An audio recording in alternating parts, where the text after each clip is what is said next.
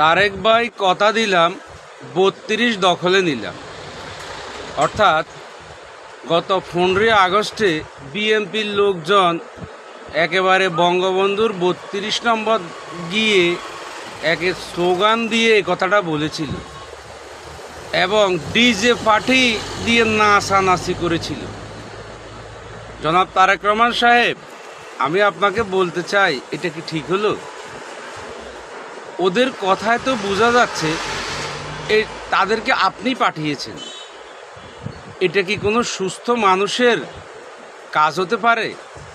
আপনি আগামীর প্রধানমন্ত্রীর দৌড়ে এগিয়ে আছেন, আপনার পক্ষে কি এটা শোভা পায়? পায় না। এখন প্রশ্ন হলো, আপনি হয়তো বলতে পারেন আমি এটা করিনি, ধরে নিলাম আপনি এটা করেননি বা করাননি। আজকে 15 আগস্ট গেছে, 3 দিন হয়ে গেছে। এই নিন্দিত ঘটনার জন্য আপনি কি একটা স্ট্যাটাসও দিতে পারেননি? আপনি কি দু একটা কথা বলতে পারেননি?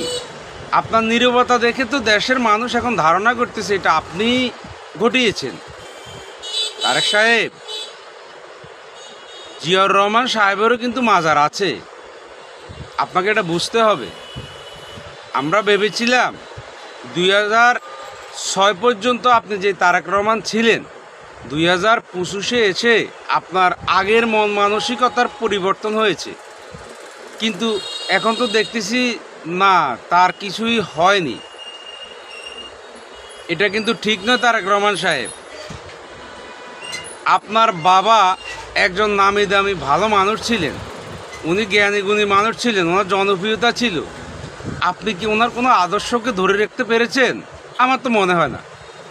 এখন আপনার কোনো অপরাধে যদি জিয়াউর রহমান সাহেবকে কেউ লাঞ্ছিত করে, এটা তো কোনো সুস্থ মস্তিষ্কের মানুষের কাজ হবে না। আপনার দলের সিনিয়র নেতা মুক্তিযোদ্ধা ফজলুর রহমান সাহেবকে বলা হয়েছিল এ ব্যাপারে কিছু বলার জন্য। উনি বলেছে ওনার দলের ব্যাপার উনি বলতে পারবে না। কেন? উনি এটা তো বললেই হতো যে না, পোলাপানগুলো এগুলো ঠিক করে নাই, তারেক রহমান হয়তো এটা জানেও না। এখন অনেকেই বলতেছে তাহলে 32 নম্বর ভাঙিয়েছেন আপনি। আমি জানি না এটা কে করেছে, তবে আপনাদের আচরণে এমন কিছুই বোঝা যাচ্ছে। এই অবস্থা যদি চলতে থাকে, আপনি ক্ষমতায় বসার পর 3 বছরও টিকতে পারবেন না। মন মানসিকতা পরিবর্তন করুন, দেশ প্রতিহিংসার রাজনীতি পরিহার করুন, তাহলে সামনের দিকে এগোতে পারবেন। তা না হলে মাঘ মাস কিন্তু বারবার আসে।